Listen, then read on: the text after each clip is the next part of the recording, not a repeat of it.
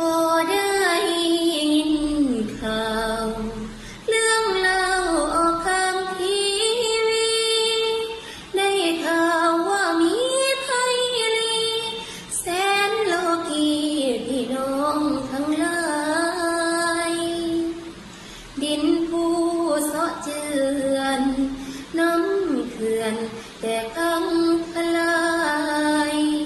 พี่น้องอกสั่นขวัญหายหนีตาย